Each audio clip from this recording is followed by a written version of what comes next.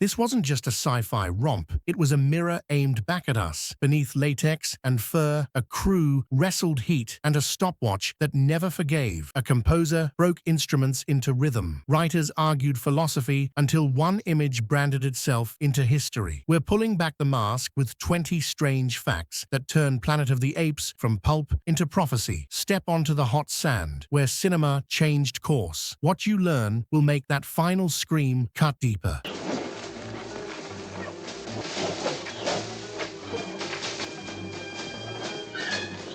Fact 1. The screen test that saved the movie. Before Fox spent real money, they feared the apes would look laughable, so the team shot a proof of concept in 1966, Charlton Heston opposite an early Dr. Zaius. Serious scene, full appliances, no grunting, just drama through latex. The test wasn't about costumes, it was about credibility. Could emotion survive a snout? Could audiences forget the makeup and hear the message? In a few gritty minutes, the answer landed. Executives stopped worrying about rubber faces and started talking budget lines. The reel also locked the film's tone. Not camp, not parody, civilization on trial. One short test flipped skepticism into green light and gave the production permission to chase that brutal ending. What looked like a minor experiment was the domino that toppled everything into place. Next, the craftsman who made those masks move and earned a one-of-a-kind Oscar for it. Fact 2. The makeup breakthrough that let apes emote. John Chambers didn't just glue masks, he engineered faces that could think. Instead of rigid, one-piece heads, he built modular appliances, separate brow, nose, cheeks, and chin that flexed with every smirk and syllable. Actors could blink naturally, flare the nostrils, even shape consonants through dental pieces designed to keep speech clear. Hair was punched strand by strand. Edges were feather-thin, so cameras couldn't catch seams. The result wasn't a monster suit, it was a second skin that transmitted emotion. Hollywood noticed. The Academy had no makeup category in 1968, so it did something rare. It gave Chambers an honorary Oscar for the achievement. That statuette wasn't just for craft, it was for changing how character work could survive under prosthetics. From that point on, creature features could act. Next, the hidden cost of that realism. Call times before dawn and meals taken through straws. Fact 3. Dawn call, straw lunch, midnight peel. Becoming an ape started before sunrise and ended after midnight. Most actors clocked 6 hours in the chair to go on, then about 90 minutes to come off. Talking was limited while glue set. A raised eyebrow could pop a seam. Breathing slow through the nose became habit. Eating, mostly liquid meals through straws, slid under the chin piece, plus sips of water so the adhesive wouldn't lift. Fans blasted between takes, towels slipped under collars to catch sweat. A dab of solvent fixed edges that curled in the heat. Some learned hand signals to scratch without touching the mask. Claustrophobia was managed with quiet rooms, deep breaths, and focus on the day's first line. The schedule lived and died by prosthetics. One delay and scenes dominoed. What looks effortless on screen was timed like surgery. Next, the desert heat that baked suits and voices. Fact 4. The heat that baked the suits and roughed Heston's voice. Desert shooting wasn't scenic. It was a slow bake. The company marched across Lake Powell canyons and Arizona flats in triple-digit heat, while latex and yak hair locked every degree in place. Inside the ape suits, temperature spiked, vision narrowed, and assistants slipped towels and ice behind collars between takes. Adhesive softened, edges lifted, and makeup crews chased seams with solvent and stipple like a pit crew. Charlton Heston was already fighting a bug. Dust, wind, and repeated shouts shredded his throat into that sandpaper rasp you hear on screen. He embraced it. The voice made Taylor sound stripped of privilege. Angry, thirsty, human. Extras rotated through shade tents. Medics pushed water and electrolytes. Schedules pivoted to keep heavy suits out of midday sun. The heat punished everyone and gave the film weight you can feel. Next, the nowhere places that made the world look post-human. Fact 5. Where they found nowhere. Lake Powell, Malibu Creek, Point Dume. Deserts don't look apocalyptic by accident. They're cast like actors. The Forbidden Zone sprawled across Lake Powell and Glen Canyon, sun-flayed canyons that needed no set dressing. Ape City rose at Fox's old ranch, now Malibu Creek State Park, where oaks and baked hills gave the village a lived-in, prehistoric weight. And the final revelation? A tucked-away cove at Point Dume in Malibu, a pocket beach boxed by cliffs and a tide that steals ground from under you. Getting there was punishment. Gear, cameras, even horses came by helicopter or crept down brutal paths. Crews watched tide charts like call sheets. Natural erosion sold scale better than plywood ever could, so the camera only had to listen. The result feels discovered, not designed, a world existing before we arrived. Next, the single painted image that stitched that cove to film history forever. Fact 6. The twist. Serling's ending and a painter's trick. No speech, no crawl, just ruin revealed. Rod Serling pushed the idea that would brand the film forever. The Statue of Liberty, half buried in sand. Executives worried it was too bleak, or audiences wouldn't connect the dots. The crew kept the moment quiet, then stitched reality and illusion into one frame. They shot at a tight Malibu cove, timed to the tides, and married the cliff line to a matte painting that extended the wreckage into infinity. A partial crown, battered by surf, sold scale. The rest lived on glass. Suddenly, the story wasn't about apes at all. It was about us, our arrogance, our ending. The shock doesn't explain, it indicts. One image, no escape route. That's why the credits roll over silence instead of victory. And it's why the movie still bites decades later. Next, a score that doesn't comfort, it attacks. Fact 7. The score that attacks. Goldsmith's primal experiment. Jerry Goldsmith didn't write melodies to hum. He built a nervous system. He stripped away lush strings and replaced comfort with organized chaos. Ram's horns blaring like alarms, metal bowls struck for cold, alien clangs, woodwinds hissing in ragged breaths, and drum patterns that stumble on purpose. Silence becomes a weapon. When the apes charge, the music doesn't guide you. It ambushes you. Goldsmith even conducted a session in an ape mask to push the players out of movie music habits. What you hear isn't theme and variation. It's fight or flight in sound, turning landscapes into threat and courtroom scenes into ritual. The Academy noticed with a nomination, but the real prize is longevity. Decades later, the score still sounds modern because fear never goes out of style. Next, the budget muscle behind all that realism. The eye-watering price tag of building a species from glue and hair. Fact 8. The makeup budget that bent the ledger. Building a species isn't cheap. Reports peg the ape makeup around $1 million on a roughly $5.8 million production. An eye-watering slice for 1968. 70-plus artists, thousands of modular appliances, rivers of spirit gum, and hair punched strand by strand turned Fox's stages into a prosthetics factory. Continuity wasn't guesswork, it was paperwork. Polaroids, labeled trays, and binders tracking every chin, brow, and whisker, so Zira looked like Zira on day 12 as on day 1. Sweat breaks demanded duplicates. Edges lifted. Pit crews re-stippled. Solvents stung. The money didn't buy masks, it bought expression. Faces that could argue, doubt, and love beneath foam. That spend redefined the calculus for creature films. Performance first, latex second. Studios learned the return on emotion beats the cost of glue, and it paid off on screen. Next, a character who barely speaks and still steals scenes. Nova. Fact 9. Nova. Wordless, rumored, unforgettable. Nova barely speaks, yet she dominates the frame. Linda Harrison had to build a character with nothing but posture, breath, and eyes. No monologues to hide behind, no clever quips to reset a scene. In the desert grind, that meant holding stillness, while wind and heat tried to break it. Industry chatter at the time circled her off-screen relationship with executive Richard Zanuck, but on screen, the work shuts the noise down. Alert, animal, tender, without softness. She mirrors Taylor's arc, fear to curiosity to fragile trust, using the smallest muscle movements the makeup would allow. Cruise noted how often she carried beats wordlessly so Heston could burn his lines hotter. It's the kind of performance you only notice when you try to describe it and can't find words. Fitting. Next, the Dr. Zaius you almost saw, why Edward G. Robinson bowed out and Maurice Evans stepped in. Fact 10. The Dr. Zaius we almost got. In the proofreel that convinced Fox, Edward G. Robinson wore the Zaius makeup opposite Charlton Heston, and he was great. Dry, cutting, perfectly superior. Then, reality hit. The role meant weeks of heavy prosthetics, desert heat, and long, dialogue-heavy days for an actor in his 70s with health concerns. Robinson bowed out before principal photography, reportedly over the grind and the Mask's demands. Enter Maurice Evans. His take shifted Zaius from sharp interrogator to cultured gatekeeper. Warm voice, chilly doctrine. The orangutan became less cartoon tyrant and more statesman of denial, which sharpened the film's thesis. Authority doesn't need to shout to bury the truth. Watch the courtroom scenes. Evans smiles while he closes the door. Different actor, same dread, better fit for a parable. Next, living inside that makeup wasn't abstract. Kim Hunter, Zira, spoke frankly about claustrophobia and coping. Fact 11. Claustrophobia in the chair. Kim Hunter's quiet battle. The Mask was genius on camera and a cage off it. Kim Hunter, Zira, spent hours in a chair while foam pieces locked around brow, nose, and jaw. Once glued, talking risked popping seams, breathing too deep fogged lenses. Scratching wasn't an option. She admitted the process triggered claustrophobia and at times needed a mild calmative to ride out long sits. Coping became ritual. Eyes closed while edges set, slow nasal breaths, a makeup artist's hands squeeze when anxiety spiked, 5-minute cool breaks with fans blasting under the collar. That discipline shows up in Zira's micro-expressions. Tilted head, darting eyes, a smile that travels more in cheekbones than lips. The character's empathy reads because the actor found stillness inside pressure. Hunter turned panic into precision, proof that performance can pass through rubber and reach you anyway. Next, the troop's survival hacks. Straw lunches, cigarette holders, and species habits. Fact 12. Straws, holders, and the ape army's survival hacks. Chewing in full ape gear was a trap. Prosthetic jaws fixed the bite, so meals went liquid. Soups, shakes, and electrolytes sipped through straws, slid under the chin piece. Assistants timed sips between takes so glue wouldn't lift. Cigarette holders kept fur from singeing. Mint sprays fought mask breath. To defog lenses, crews swiped a thin soap film or hit them with cool air. Towels lived at the collar. Cold packs tucked under wigs bought 10 more minutes. A quiet corner with box fans became sacred space. Everyone learned the smell. Spirit gum, latex, dust, ape funk, joked the crew. The routine wasn't glamorous, but it built camaraderie. People shared hacks, swapped straws, guarded shade. Survive the chair, survive the heat. Make the mark. That's how a costume turned into a culture. Next, the eerie lunchroom effect. Cast members clustering by species without anyone telling them to. Fact 13. Lunchroom laws. Why the cast sat by species. No memo, no direction. It just happened. Gorillas ate with gorillas. Chimps with chimps. Orangutans with orangutans. Humans drifted to their own corner. The Masks didn't only change faces. They rewired instincts. With jaws and brows reshaped, people recognized their kind faster and felt less stared at by others. Practical stuff played a part, too. Similar prosthetics meant similar breaks, similar straw routines, similar ventilation needs, so the same call times formed the same tables. Voices were muffled in different ways. Chatting was easier with the mouthpieces you knew. Franklin Schaffner watched the cafeteria tribalize and didn't fight it. On camera, hierarchy felt baked in. Posture matched species. Eye lines carried history. The film didn't need speeches about class. Lunch already wrote the rulebook. What began as comfort became texture on screen. Next, the place that made their society feel real. Ape City, rising in Malibu Creek. Fact 14. Ape City, built like it had history. Ape City wasn't a mat. Most of it stood, dust and all, at Fox's old ranch. Today's Malibu Creek State Park. The art team carved organic curves from timber, wire, and plaster, then rubbed earth tones into every surface so nothing looked freshly painted. Doorways tilt, roofs sag, and streets narrow on purpose. The camera reads age, and your brain fills in centuries. Paths snake between boulders so crowds feel tribal instead of suburban. Low angles turn canyon walls into government buildings. Props aren't shiny future. They're bone, leather, rope, and wood. A culture built by hands, not factories. You believe in law courts and markets because the ground stains match the walls. It's world building by erosion. No CGI patchwork, just smart geography and sweat. And audiences rewarded that realism on opening weekend and at awards season. Next, the receipts, the nominations, and the honorary Oscar that changed everything. Fact 15. Receipts and awards. When prestige met pop, Planet of the Apes didn't just survive a risky bet, it cashed it. On a $5.8 million budget, the film pulled in over $32 million domestic, launched immediate sequel plans, and proved brainy sci-fi could anchor a studio's slate. Awards season backed the box office. Jerry Goldsmith earned an Oscar nomination for his nerve-jangling strangling score. Morton Harke's earthy, lived-in costumes landed another. And because the Academy didn't yet have a makeup category, it created a workaround, an honorary Oscar for John Chambers, the man who made Latex think. That combination, tickets plus trophies, rewrote the studio playbook. Invest in world building, respect the audience, and don't fear a bleak ending if the idea is big enough. Apes became a franchise, a TV phenomenon, a merchandising engine. Prestige met pop and shook hands. Next, the honor that doesn't fade, the National Film Registry making the film permanent. Fact 16, locked into the National Film Registry. Box office fades, trophies tarnish. The National Film Registry doesn't. In 2001, the Library of Congress added Planet of the Apes to its preservation list for being culturally, historically, or aesthetically significant. Translation: this film gets protected. Archivists prioritize elements, vault masters, and ensure future formats keep the image sharp and the sound feral. It isn't an award, it's permanence. The registry nod also reframed the movie for new viewers. Not just pulp with a twist, but a Cold War parable built with radical makeup and a score that still rattles. Classroom screenings multiplied, retrospectives popped up, and the finale's beach became a pilgrimage site for cinephiles. When a film moves from hit to heritage, you can feel the temperature change. Apes cross that line. Next, a peek into the road not taken. Rod Serling's alternate futurist ape world revived decades later on the page. Fact 17. Rod Serling's Other Apes, the unfilmed future, lives on. There's a parallel Apes you never saw. In early drafts, Rod Serling imagined a fully modern ape metropolis. Skyscrapers, cars, TV talk shows, satire turned up to 11. Budget reality shrank the city and shifted tone, but that world didn't disappear. Decades later, boom. Studios adapted Serling's unused screenplay into the graphic novel Planet of the Apes: Visionaries. It's the same DNA with different muscles, a slick, media-savvy society where prejudice hides behind polished institutions, and the final sting lands from a new angle. Reading it reframes the 1968 film. You see the choices Schaffner and Michael Wilson made to trade spectacle for parable, and how one story can fork into two potent warnings. It's not a remake. It's a mirror held at a slightly different tilt. Next, tilt the mirror at us, how the finished film became a Cold War sermon in a fur mask. Fact 18. Cold War mirror, a parable in fur. Beneath the chase scenes, the film points a shaking finger at us. Made in the shadow of mushroom clouds, Planet of the Apes swaps lectures for image and ritual. Science put on trial, heresy punished, history edited by those in charge. Taylor isn't just a prisoner, he's a tourist in our possible future, where certainty beats truth and fear writes the laws. The courtroom looks civilized, but every gavel strike echoes the arms race. Progress with its teeth filed down. Even the soundtrack feels weaponized. Silences like fallout, percussion like marching boots. The finale doesn't argue policy, it delivers a verdict. Humanity's worst impulse isn't brute force, it's denial dressed as wisdom. That's why the film still lands. It's not about apes winning, it's about us refusing to learn. And the proof sits on a beach you can actually visit. Next, the finale location fans keep getting wrong. Fact 19. The finale beach fans keep getting wrong. No, it wasn't shot in Cabo or on some East Coast shoreline. The last scene lives at Pirates Cove, Point Dume in Malibu, a pocket beach boxed by steep cliffs and a tide that eats the sand twice a day. The confusion comes from the magic. A matte painting fused to real rock makes the coastline feel like nowhere on Earth. If you hike there, the giveaways are clear. The crooked rock spire to camera left, the narrow gully behind the Neil spot, and the horizon that sits low and mean. Pilgrims still frame match photos at low tide, chasing the exact footprint where Taylor sinks to his knees. It's less grand in person and somehow heavier. Wind, surf, salt. The location's isolation sold the end more than any speech could. Next, how the crew actually got in and out. Tides, helicopters, and one perfect seam between paint and reality. Fact 20. Tides, helicopters, and a seam you can't see. The ending worked because nature ran the schedule. Pirates Cove gives you a tiny window between tides. Miss it, and the ocean erases your set. Crew ferried gear by helicopter and rope trains, then locked the camera so a matte painting could weld fantasy to cliff line. Real surf below, devastation above. A partial crown in the wash sold depth. Everything else lived on glass. Salt spray threatened the join, so teams wiped lenses and watched horizon haze like hawks. Takes were precious. Waves, steel footprints, light drops behind the headland, and your perfect sky vanishes in minutes. Heston's crawl, the kneel, the line, timed to tide, not ego. When it clicked, you couldn't see the seam. Paint to rock, actor to myth. One cove, one clock, one image that still argues with you. Roll credits and leave the beach to the water. Planet of the Apes wasn't a gamble that paid off. It was a warning that still echoes. Under glue, heat, and a ticking tide, they built a parable with claws. Faces that think, music that stalks, an ending you feel in your gut. Strip away the spectacle, and you're left with a dare. Learn or repeat. That's why the beach never gets old. The mirror points back, and the question stays open. What world are we building now? Together or alone?